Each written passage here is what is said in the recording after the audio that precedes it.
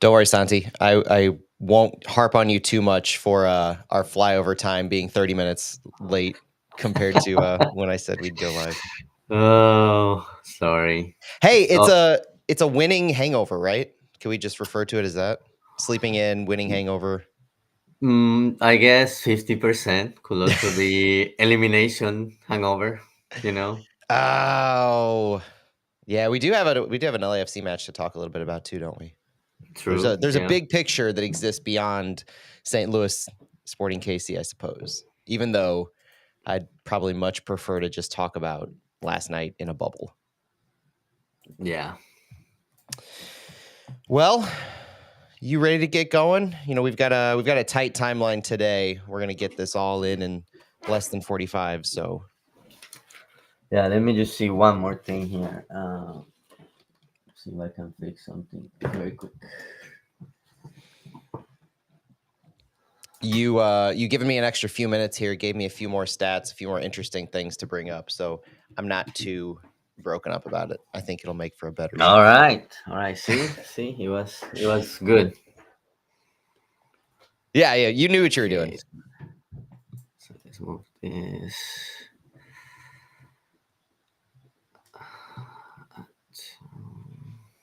Okay, so let's do that.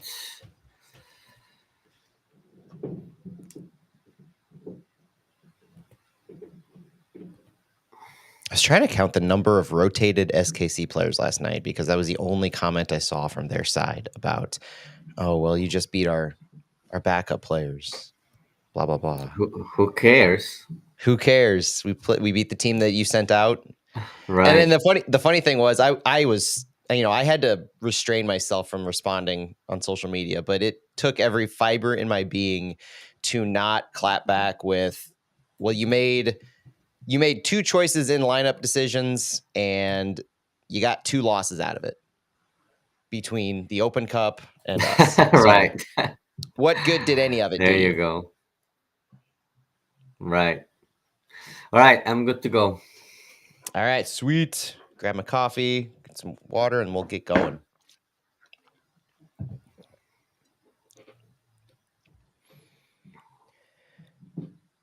Welcome in, everyone, to Flyover Footy. We are on the Big 550 KTRS as this week Soccer in the Lou as well. My name is Matt Baker, joined as always by my friend in soccer, Santiago Beltran, for an exciting week looking at St. Louis City SC. We are hot off the heels of their 3-1 Darbecue victory over Sporting KC. The season series is ours. The rivalry goes to St. Louis for 2024. Santi, day after, as we recap this match, how you doing? What are your first thoughts on this whole thing?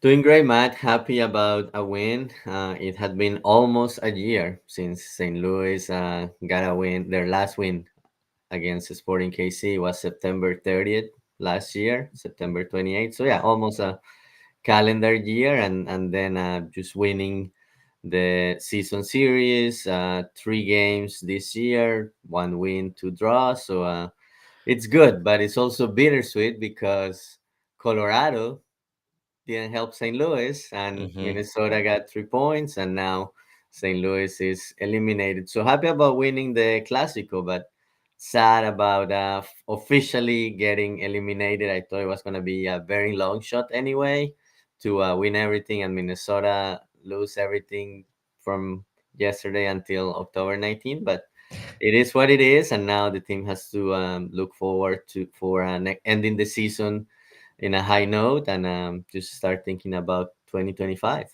Probably good to get that out of the way and not have that linger throughout until the very end where we have to talk about that. But yeah, big picture, we have officially been eliminated from the playoffs, but medium size and small picture is what I want to focus on today, Santi, because we do know we have a big week ahead of us. There are matches on Wednesday, next Saturday. We'll look at LAFC towards the end of this just a little bit, but there's so much to recap from this SKC match. And let's start like we usually do on Fallout with our starting 11. It was a little interesting compared to what we thought we might see. We had Roman Berkey, Thomas Totland, Henry Kessler, Kyle Hebert, Giannis Horn. That was our goalkeeper back line. Akil Watts stepped in for Chris Durkin in central midfield with Edu Leuven. We had Rasmus Alm, Marcel Hartl, Cedric Teuchert, and Jacques Klaus round out the starting 11. Interesting notes of these is that Toy Shirt was able to go.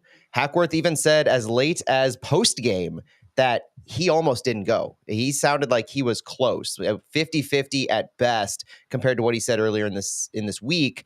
But if you talk to Cedric Toyshirt, he was never in doubt. It sounded like he never wanted to miss this. He even didn't want to sub out later in the game. So Toyshirt was able to go. No Durkin due to his inflamed knee, though. No Indiana Vasilev because he sustained a concussion in training on Wednesday, I believe it was. You had Akil Watts earning the start after being the one to sub in for Durkin last game when he had to leave early. The lineup, as Apple TV and as kind of the matchday graphic indicated, more was a 4-2-2-2, where you had Toyshirt and Klaus up top. So when you saw this lineup, knowing that Toyshirt was able to go, a confirmation that Durkin and Indy weren't, what did you think of it all? They still look at as a very competitive lineup. It's good to have some depth, something the team didn't have earlier in the season when all those injuries happened and the team didn't have the new signing. So that was good for me to see, and was also surprised that Toy Shard made it to the lineup. But in the end, it ended up being a good thing for City. Good thing he didn't want to miss. He was ready to play and do have his best game, in my opinion, with while wearing a St. Louis City SC's jersey. Unequivocal to me. 3 goal contributions. This was if you didn't already know the superstar that Cedric Toyshirt was going to be for this team, I think this game was his coming out party. And I want to frame before we get into the game flow and the goals and everything. I want to frame this not just a Derby win. This is our first winning streak of the season. First time all season in match day 31 that we've gone back-to-back wins in MLS play. That's massive. You look at the discrepancies between coaches, which is probably the easiest way to categorize this season. John Hackworth now has more wins in MLS play than Bradley Carnell this year, 4-3 in 9 games less played. Even better if you count Leagues Cup with the 3 wins in 4 games, but this really feels like more of an exclamation.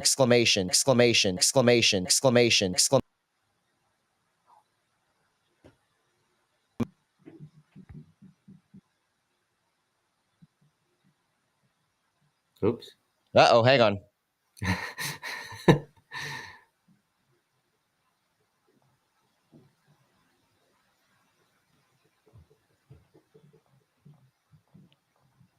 You were repeating yourself.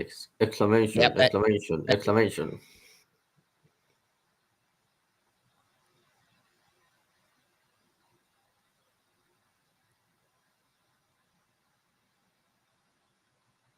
You're back?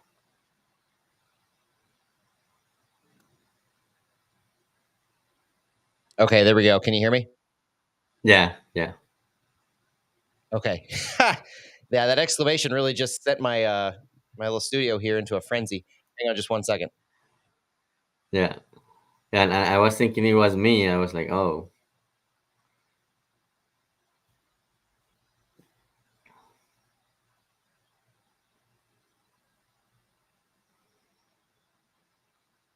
I can't hear you. Yep. Okay, I'm back. I was testing it out, make sure we're good to Oh, go. okay. Yeah, that really Good. All right. Max Headroom. Yeah, that was. Thanks for sticking with me on that one. That was wild. All right, let's see if I can. So See if I can. continue with. Yeah. So continue with that thought about the comparison between the two coaches and what the team has done with Okay. John Hackworth.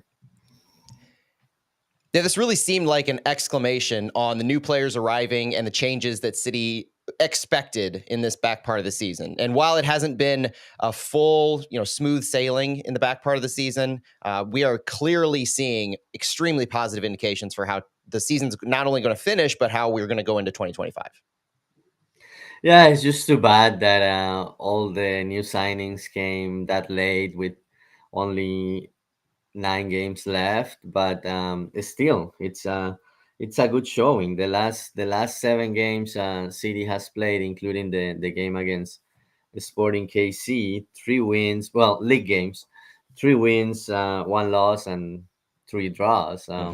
Obviously, if one of those draws will have become a win, the team will still have a slight chance. So even that game that was lost against Minnesota, direct opponent, Yeah. if the team had even gotten a draw, could have also been different. But it is what it is. The team is showing good things. We'll see what movements are done during the winter window ahead of the 2025 season, but things are looking promising. But I have always said this: the teams has to continue improving, because MLS teams, they always sign new players, new DPs, new U22 teams. So it'll be interesting to see what the team does in the next transfer window.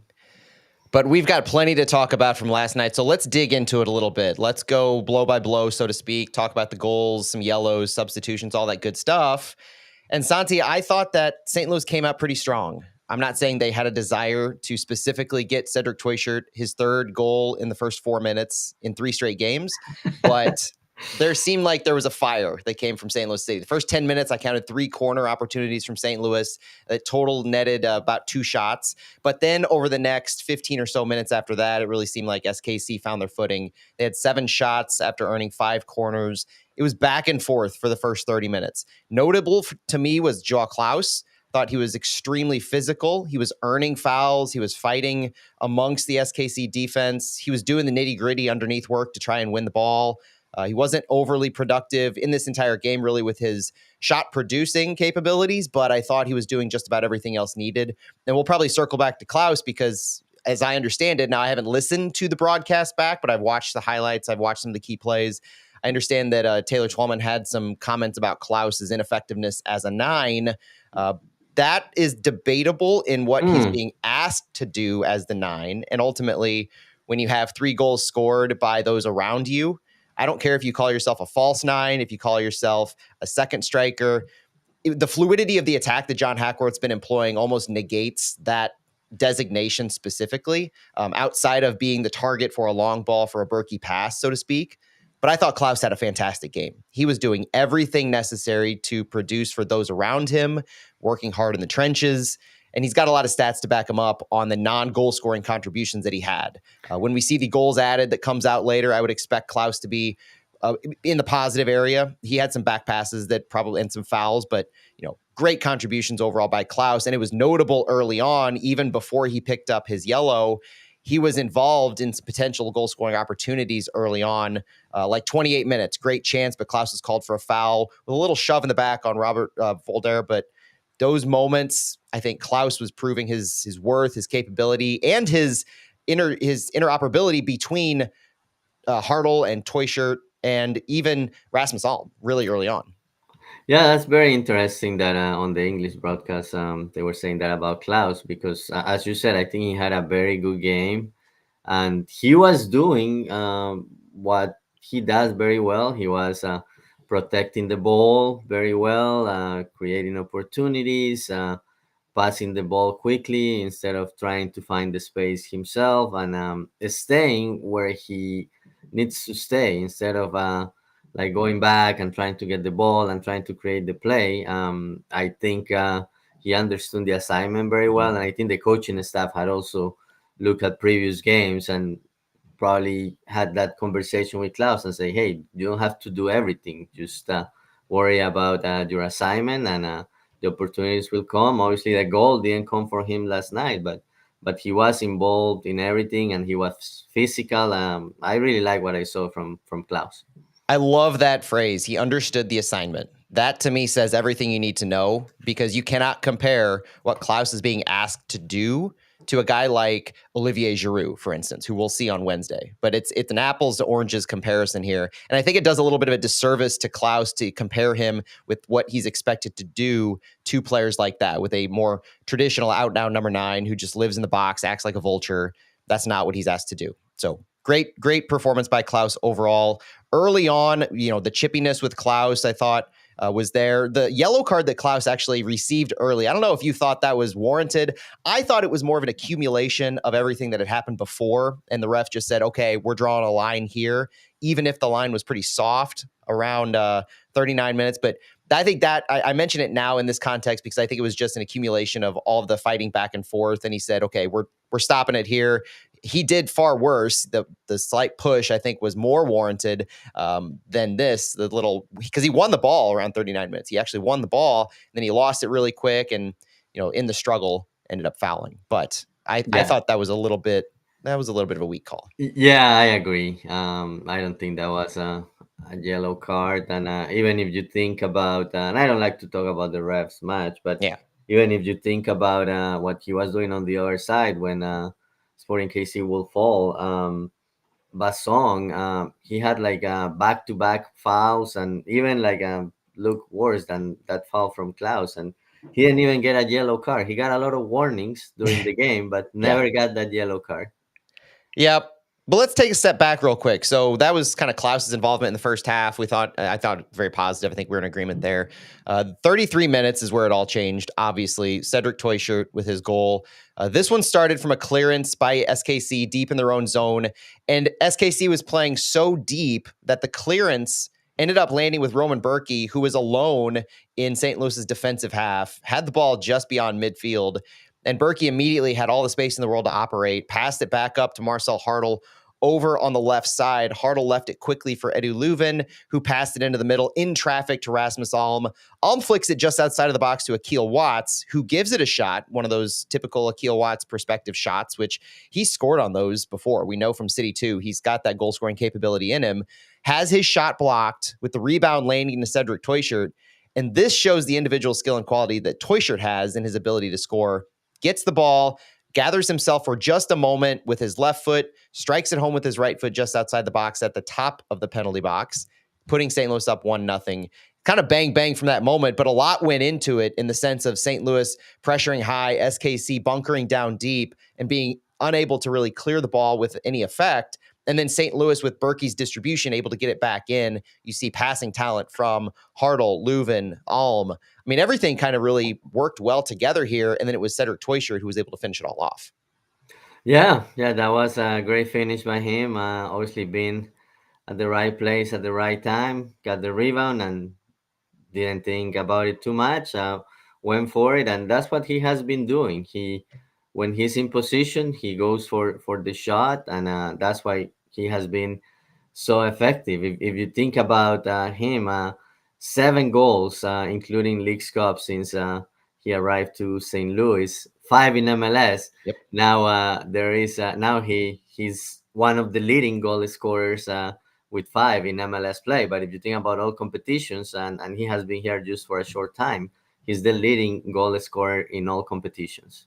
That's right. Tied with Klaus and Leuven now after this game finished up for 5 in MLS play and leads the team in his short period of time. I've got a couple fun stats regarding that when we finish it up, but not to give too much away because we could have had more than one goal in the first half. It was chippy back and forth. The overall shots on target volume was not high for St. Louis, but I noted 41 minutes in particular. Marcel Hartl, in the moment and even afterwards looking at it, I tend to classify this as a sitter, even though it was a bang-bang play, quick in transition.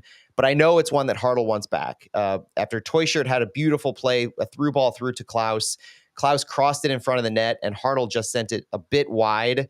Didn't even have a shot on target here. But that was the other notable opportunity that St. Louis had, other than the 45-minute near Dogzo. I'm curious how you saw this one because Cedric Toyshirt was taken out in open space around 45 minutes in SKC's half.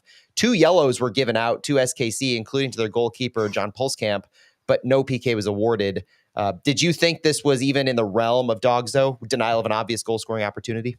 Yeah, I think it deserved the review, but in the end, when they look at it, I guess the conclusion wasn't that it wasn't an obvious goal scoring opportunity. Yeah. He was still far from Sporting KC's box, and in the end, there was no red card awarded. A couple of yellow cards, 2 out of the 3 that Sporting KC got the whole game, which they should have gotten more. But um, yeah, no red card that could have changed the game. And just back to that Hardell opportunity, if and I could be wrong, but I think at the end it was offside, so it will have not mattered. That's fair. Yeah, I believe they call Klaus for offside, but still, I think he really wanted that one back. I was very surprised that he missed that. Yeah, and there was a few moments close offsides like that. I think St. Louis hat was trying to toy the line there with that offside trap that SKC was playing at times. But the first half overall, I thought it was more skewed towards what SKC was trying to do in the overall game flow. City was taking a lot of possession. They weren't producing a whole lot of shots. They weren't able to get behind SKC's line very well. Outside of these individual moments, even the toy shirt goal wasn't really a transition counterattack that they, I think, had wanted to employ. But 61% possession in the first half to St. Louis. They had greater than 60% possession, which is just wild for St. Louis and usually not a recipe for success. I think this is a credit to Akil Watts as a defensive midfielder, Edu Leuven, as well as the back line for keeping SKC in check and just overall understanding what they were trying to do. SKC had 9 shots with 3 on target in the first half to St. Louis's 5 with 1 on target. And the expected goals was pretty low overall, 0.47 to 0.14 St. Louis. The one shot on target the St. Louis had was obviously Toy Shirt's goal, 0.04 XG in traffic from distance. The passing was fascinating because in the first half, St. Louis had more passes in their own half than SKC did, if that tells you any indication of how this game flow was going. And thankfully, the second half got started off pretty strong. But overall, in that first half, do you think it went to the script of St. Louis or not? Well, if you look at possession and then you talk about XG, you can see that story of the game. And you mentioned that a lot of those passes were in St. Louis's half, and Mhm. that's what I was seeing. Like St. Louis had the ball a lot, but a lot of it was touching it from side to side on the back line, or ball would go to Janis Horn, and instead of going forward, he will pass it back, and it will end up in a pass back to Berkey. Sporting KC was doing a good job defending, not giving St. Louis any spaces, and that was the story of the first half. And St. Louis score, but when St. Louis score was around the time Sporting KC was having better moments, creating opportunities in St. Louis half. Not a lot of those were clear opportunities, but still they were the team creating more danger between after the 15-minute mark, Yeah. when St. Louis started really well, but then things settled and Sporting KC had all those corners and was creating more shot opportunities. But hey, you were effective with the opportunity you got, that 0.04 xg scored, and basically ended up stealing the half and putting yourself in a good position to win the game on the second half. And that's what was important. Going to halftime with a goal was massive for St. Louis. I always mention those 3 moments in a game that can change things for long periods. You have the beginning, you have right before halftime, and you have right at the beginning of the second half that can just sit with you for a while and change the entire flow. And thankfully, St. Louis withstood. They went into halftime up 1-0, and they were able to, as you figure things out in the second half, they didn't allow anything, but then at 54, they were able to actually use another Berkey long ball to facilitate another goal. 54 minutes, it was Rasmus Alm who finished this one from Cedric Toyshirt. The goal, like I said, started with a goal kick, another Roman Berkey long ball. This time it was sent to the guy we talked about earlier, Klaus. Klaus high up on City's right channel. The pass actually does beat all of SKC's defense, and Klaus was able to block out Robert Volder to wrangle it, gets the ball, beats their center back, cuts it back inside to himself, and at that point kind of loses it a little bit, but thankfully Cedric Toyshirt's there to wrangle it. He recovers the ball, takes it to the touchline, where SKC now had what I counted to be 5 men back inside the box. And I watched this multiple times. I thought it was a twist of fate, so to speak, whereas the script was entirely flipped for how St. Louis usually allows goals in this scenario. And it was St. Louis's opponent, SKC, who pulled all of their players to the near post between Klaus and Toyshirt, and Marcel Hartl, I think, was in the vicinity there, but left all of the space wide open. Cedric Toyshirt crosses the ball on the ground, finds all the space he needs to hit Rasmus Alm. A one touch, that was a legit sitter right there for Rasmus Alm, who finished it, extending St. Louis's lead to 2 goals. But just a fantastic job, not only by Toyshirt and Klaus in recovering this ball, receiving it from Berkey, but also keeping it and drawing SKC's defense in positions to where Toyshirt can then distribute over to Rasmus Alm. It was interesting because on the broadcast, just 30 seconds before that play, we were talking about Rasmus Alm and he had not been very effective this game, but then things changed very quickly, and he ends up scoring a goal. And it was good to score early on the second half to set up the tone for the half, and just to make Sporting KC have to open up. And I honestly thought Sporting KC is gonna open up. St. Louis is gonna take care of things on the counter attack, and this could be a high scoring game. I think for Rasmus Alm, his post-game comments kind of highlight what he was really doing here. So Alm even said in the second half, after halftime, he felt fine the first 5 minutes of the second half, but then said he ran into a wall after that.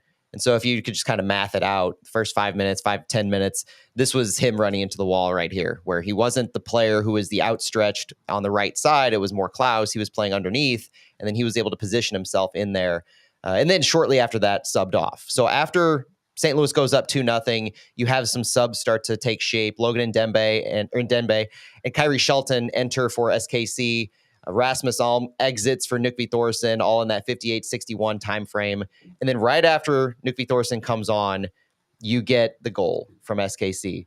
And this was just, I don't know, credit to SKC on this goal. To me, this wasn't bad defending. This wasn't anything that St. Louis gave up that they should be discouraged about. This was just a typical quality SKC buildup. They have these from time to time. Let's give credit where credit is due. And then it was just a high quality finish. Stephen Afrifa, SKC had possessed the ball beginning in their own half after a turnover was recovered by them. But what I thought was fascinating about this buildup wasn't the recovery of a turnover from St. Louis. It was playing it back and stringing together what I counted to be 18 passes in all portions of the field. This is a team that we talked about earlier in last week about having quality when they extend the ball, extend possession, and have multiple times where they have 10 plus passing sequences. This sequence had 18, 19 if you count a ball that was just kind of let go, I think, by Willie Agata, but 18 completed passes in all portions of the field, moving it laterally in the final third, finding Jake Davis. And eventually, as St. Louis more, I guess, fell back a little deeper into the box, that was the big thing for them, is they allowed space just outside of the box, but they were defending well in space near goal, which was important to prevent those high-quality chances. And what ended up happening is Jake Davis found Stephen Afrifa who was starting in place of Daniel Shallowy right on the left side, wide open just outside the box.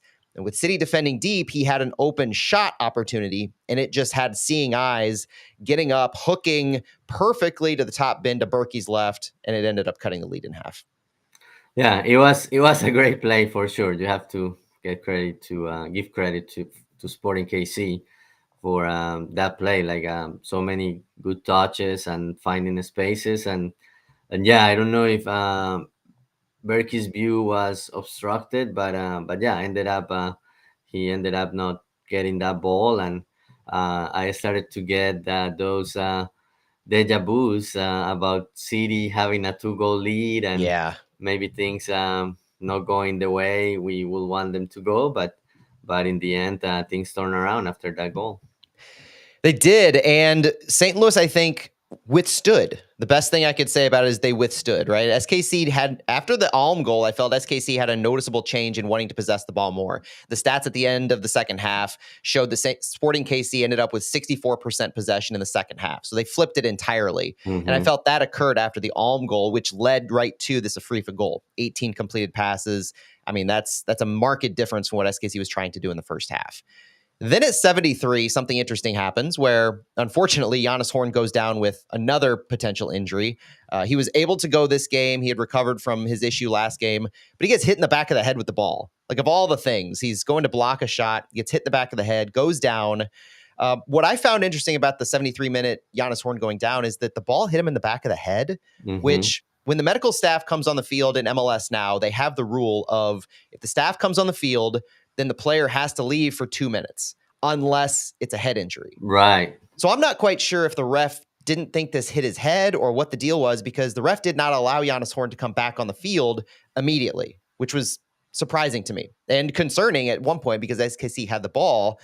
But thankfully for St. Louis, it didn't much matter, thanks to Thomas Totland. This was a goal that at the end of it at 75 kind of reminded me of SKC's one goal, but it all started there with Giannis Horn off the field, St. Louis down a man. Thomas Totland forced a turnover in St. Louis's own half, tried to pass the ball up, had a little bit of a miscue, but it was Nukvi Thorson able to recover it at midfield as Totland's pass was blocked, kicked it up, recovered by Klaus to Teuscher, transitioning down the right side. It was Cedric Teuscher who gets it into the final third, sends a cross into the air, past and over three SKC defenders who are all focused at that point on Teuscher, Hartl, and Klaus moving up. And it lands right at Edu Leuven's feet, just outside the box, pretty close to where Frifa was in his own goal. And it was Leuven who was able to collect it and curve it past goalkeeper John Pulskamp, who was starting for Tim Melia, and restoring that 2-goal lead as he sunk it in the bottom right corner. That was so important because Sporting KC was pushing to get the equalizer and had changed the momentum. But hey, another great play, and Cedric Teuscher being patient and awareness that Edward Leuven was coming on the left and had a space. So great pass, and then just Leuven with time and space. When you give him that, he won't forget you, and he had a great shot and 3-1 St. Louis, which was great because, as I said, I was starting to get worried that this was going to be one of those that gets away after having a 2-goal lead. Well, and like we talked about, I think we might have talked about it off air before, but SKC was pretty rotated in this game. So going into this portion of the game, I think this is where you needed to hammer it home after 75 minutes because more subs started happening after that. 76, you have Betcher for Klaus. 77 is where things really changed for SKC, where they brought in their quality reinforcements who had really run hard against LAFC in last week's midweek U.S. Open Cup final. You have Johnny Russell, Daniel Shallowy, and Alan Polito all enter. Those are their top choice attackers. So you build a 2-goal lead. When these guys come on, you're feeling pretty good about things, no matter what the lineup looked like before. St. Louis gets an 84-minute sub of Jake Girdwood Reich, Johnny Klein, and the re-debut, I guess, of Joachim Nilsson, entering for the first time since the Seattle Sounders game back in July, where he had re-injured his hamstring. I think the first time he played at City Park, possibly since either early July or June. But great to see Joachim Nilsson back out there on the field. I think this was the first ramp up of him as we hope to see him get at least one start in the last 3 games. So that's something we'll look forward to. But St. Louis withstood. And the script, like we said, was pretty flipped to SKC having 64% possession in that second half. But even with that, St. Louis outshot them 9-8 in the second half. Shots on target were even at 3. St. Louis had 2 of those goals. St. Louis absorbed a ton of pressure that was coming their way. And if you look at XG, the quality wasn't there. It was typical SKC in that manner, where they possessed the ball a lot of passes, a lot of movement with the ball, but no real quality in their shot. The XG in the second half was 1.12 to St. Louis to 0.9 to Sporting KC. And of that 0.9 that Sporting KC had, 0.48 came from Johnny Russell on that last minute shot at the very end. Mm-hmm. So you didn't have quality from SKC in their shot or their chances for that second half. And that's a credit, I think, to the way St. Louis was defending. Yeah, St. Louis defended really well. And yeah, you can maybe point to Sporting KC's goal that they gave a space to Afrifa, but I think the plan was to not give a space to Sporting KC in the box. And yeah, sometimes you allow some of those long range shots, but usually those are lower XG, and you can avoid those, and the goalkeeper can have a good save, or somebody gets in the way. But yeah, St. Louis, credit to St. Louis defense. Yeah, it wasn't a clean sheet, but they withstood Sporting KC during the second half, and it was good to see Joachim Nilsson back. I know you wanted Jake Wright to get his first start, but it wasn't meant to be. I think now that officially the team is eliminated, we'll probably see JGR get his first start. An interesting comment from Chris Gebhardt in the chat. The Y98 post game with Dale Shilley talking about Joachim Nilsson getting his wisdom teeth pulled to hopefully fix his hamstring issues. I did not hear that, but that is fascinating and pointing to Cesc Fabregas and Tony Adams as it working for them. So that's something I'm going to be looking into a little bit more to see what the science is behind that. But hey, if it worked for them and it's something that could work for Nielsen, I am all for it, because let's get Joachim Nielsen healthy. Like, if there's voodoo that we need to do to get Joachim Nielsen healthy, let's all pitch in and help. Whatever we need to do to get that guy back on the field regularly in a clean bill of health.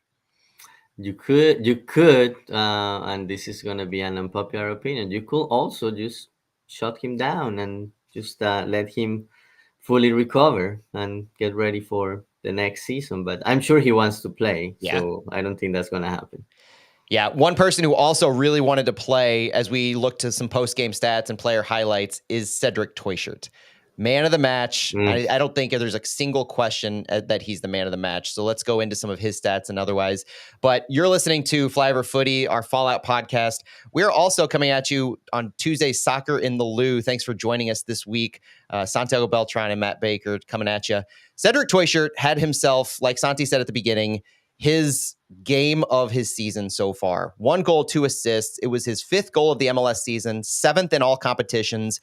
In MLS play, Cedric Toyshirt is now averaging 1 goal per 116 minutes, or in all competitions, 1 goal per 116 minutes, but he's averaging 1 goal contribution per 81 minutes since his arrival in all competitions. That is the difference maker that we hoped to see, and not just in this transfer window, but if you remember, Cedric Toyshirt was the target after Nico Gioacchini left.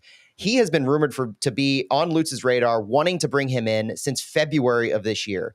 And I don't want to think yet right now what could have happened if he had arrived to St. Louis, but I'm just saying this guy has proven himself in his 11 total matches played that he's featured in to be a difference maker. At period, end of story. 7 goals in his last 10 games since Leagues Cup started. With 2 assists, he now has 3 assists in all competitions this year. His 3 goal contributions in this one single game matches Marcel Hartl's 3 assists against Portland on August 24th for a single game high this season for City in goal contributions.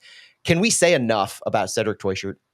No, he had an amazing game, and he was questionable for the game. Like on Thursday after practice, things didn't look good. I honestly didn't think he was gonna start, but I'm glad he did, and he had his coming out party, and yeah, it makes you think what could have been if City had gotten him in February, if it had paid what was it? Was it 500,000 that was rumored?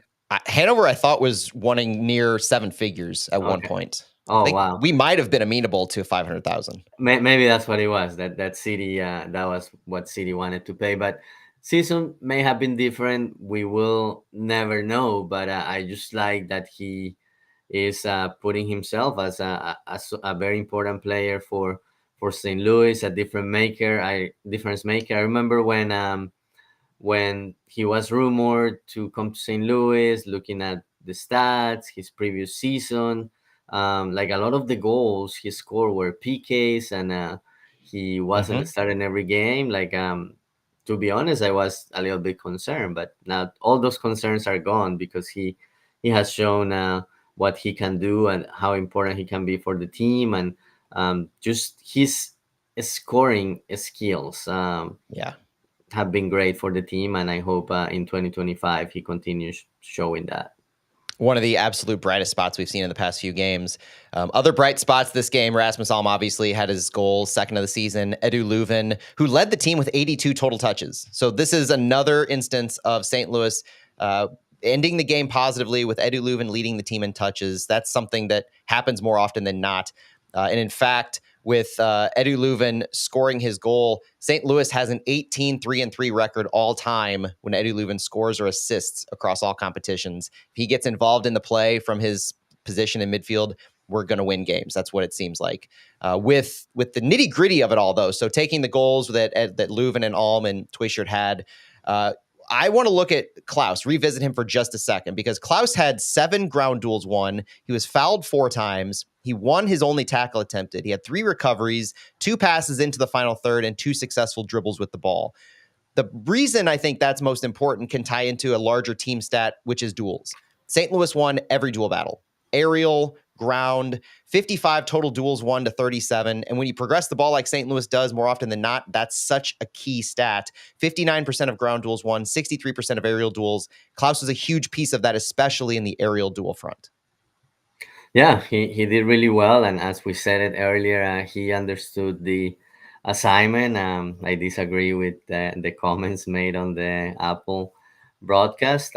He had a good game overall, and knowing he and say Ritoichar can play together and do what they did last night. It's encouraging because it's Yes. just another way for City to put together a formation. Doesn't necessarily have to be that 4-2-3-1, although at times look like that. But I think things are bright, and I hope City closes the season on a high note. Another player that I liked, and it doesn't show a lot in the stats.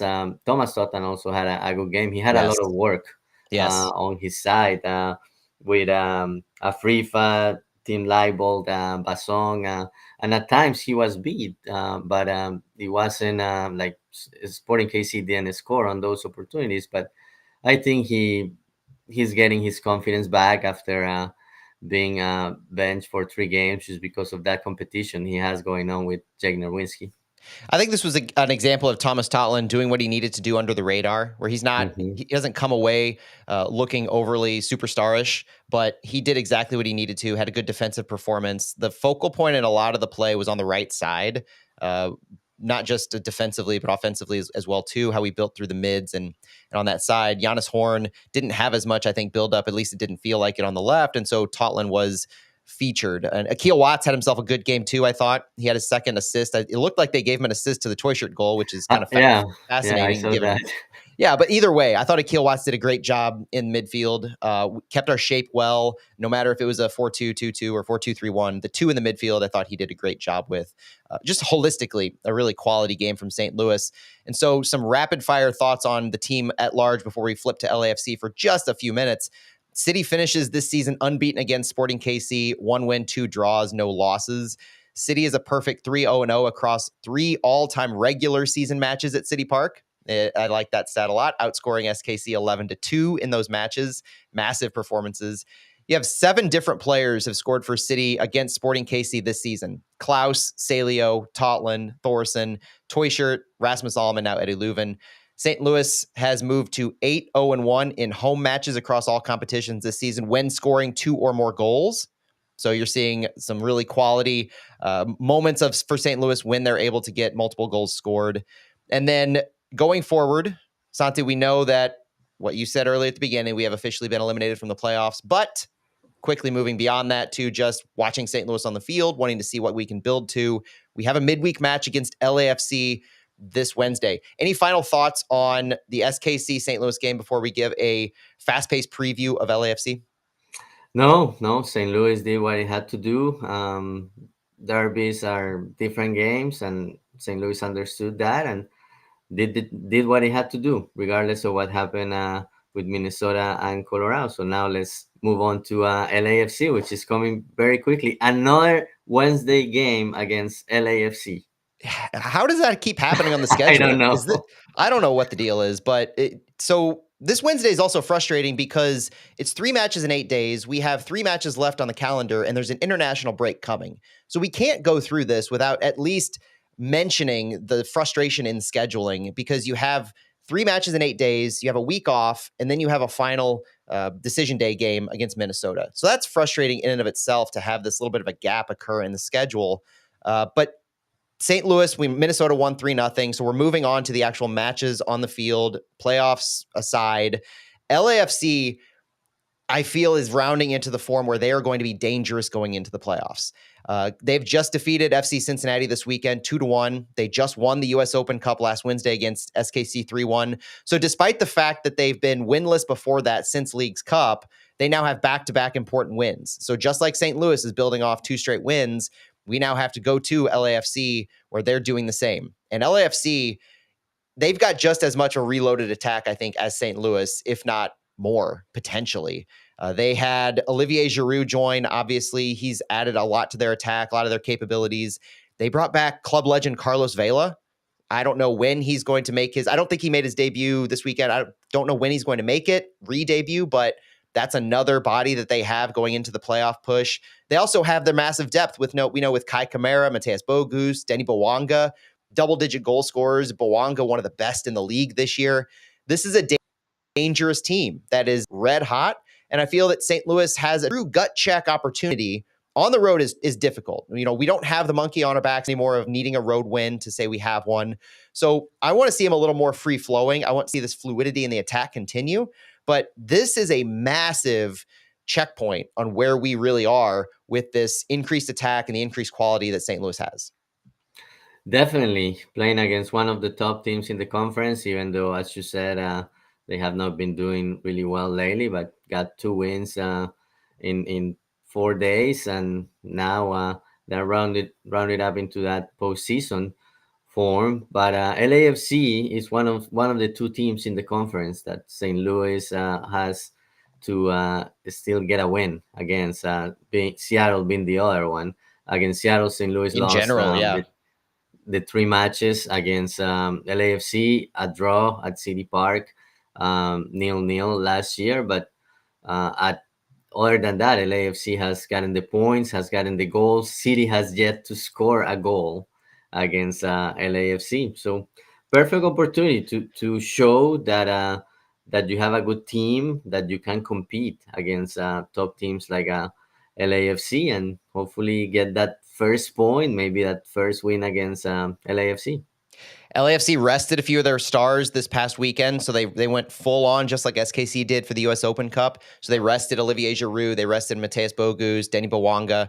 Expect a full attack from them this coming midweek. And as they round into what their playoff push will be, they're currently second in the West, just 6 points behind LA Galaxy with a game in hand. I think they're going to be looking to polish themselves as they head into the playoffs, knowing that they're going to have likely have home field advantage. I think the top of the West is still so congested that nobody's claimed home field advantage yet, but this is a team that will be dangerous. And I think the way that they have such quality on the ball, the way that Ilie Sanchez can control that number 6 position, it's going to pose a challenge. And so for St. Louis, the things to watch for are not just how quick can some of the players bounce back. You have more than 3 days rest. So I think the recovery is going to be a little easier and better for some of these players, but some of them were toying with injuries. You had Giannis Horn, Cedric Toyshirt, who are coming into this nursing some injuries. So how fast can they bounce back? Will Chris Durkin's knee inflammation be ready to go? Will Indiana Vassilev pass concussion protocol? All question marks that St. Louis has. And will Joachim Nilsson see more of a featured role? Those are some of the big storylines that I'm following for St. Louis. But overall, it just feels like this can be more of a play within yourself. You don't have anything to prove. You can just go and try to control the game, open it up a little bit more, try to score early, score at least once. Like you said, we haven't scored. And so make that more of a progression from San Jose SKC into this, because you don't want to run into a brick wall. You want to at least have something to continue building on as you finish out the season. Yeah. Just get a result at LAFC, continue this little streak and end the season on a high note. But great chance to compete against a great team. Unfortunately, I think we will see a little bit of rotation just because of some of the injuries you mentioned, and I think maybe now that there is not a lot on the line, maybe just think more about the last home game of the season, and that the season at home winning. So maybe there will be 3 or 4 players that will be rotated on Wednesday. I'm going to hammer home or wave the flag again. Let's get a JGR start. There you go. You're going to see it at some point. We paid a hefty fee for his transfer. I know he's young. It's still extremely early in his career. There's no concerns long-term on why he hasn't started yet, but it's just one of those things I'm just building the anticipation for, because I like whenever he's come on the field in the defensive mid area. We know he can play center back, where he might slot in the field. But yeah, you might see some rest. You might see Jay Reed out there. You might see Jake Nerwinski. You might see Nuki Thorson or Simon Betcher get a start. Indiana Vassilev, depending on if he can clear concussion protocol. I would expect to see some rotation. How much is going to depend entirely on how quick some of these players can regen and get back, because we know nobody wants to sit, as Cedric Toyshirt said so pointedly after the game on Saturday. He doesn't want to be taken out. These are players who are hungry to continue proving themselves, proving that their record is not indicative of the quality of the team. Yeah, and prove yourself against LAFC, one of the top teams in the conference. So yeah, I like that competitiveness, but still, at this point of the season, why risk like injuries that could last longer? Like, hopefully the team will be smart about that and make the right decisions.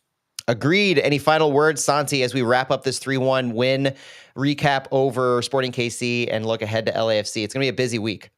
Yeah, no, just looking forward to two games this week, and hopefully St. Louis can continue on a high note. But happy about last night's outcome, at least the outcome at City Park, beating your rival, and just adding one more win to this rivalry, and then looking forward to what it will be in 2025. You couldn't ask for more when it comes to the derby match, St. Louis and Kansas City. This is exactly what we needed coming out of this for a season that's been so tough. This is exactly the shot in the arm that we all need to have a little confidence and enthusiasm going into the back part of the season. So for Santiago Beltran, my name is Matt Baker. Thank you so much for joining us here on Flyover Footy's Fallout look at the 3-1 win over Sporting KC and a little bit of a preview against LAFC. And thank you for listening on Soccer in the Lou on the Big 550 KTRS. We will be back on Thursday night to stream our recap of LAFC and preview of the Houston Dynamo next weekend. But for now, go City. Vamos, City. All right, dude. All right. All right, man. Thanks for joining us on the stream, everybody. Appreciate it. Sorry for the technical issues towards the beginning. Hopefully this sounds okay when it comes out on pod, but too hyped to redo everything. Had to get right back in it. Appreciate you. That match was so fun to watch. I mean, let's carry this hype in the rest of the weekend into this week, and let's just make some magic happen against LAFC, right? Yeah. Hopefully get that first goal, and why not first win? Why not? If Toyshirt and Hartle can do what they've been doing, anything's possible, even with some rotation. All right, Santi, have a good rest of the weekend, and thanks for listening. Thanks for joining, everybody. We'll talk to you all later, and we'll be back recording on Thursday night like we usually do. Thanks, everyone.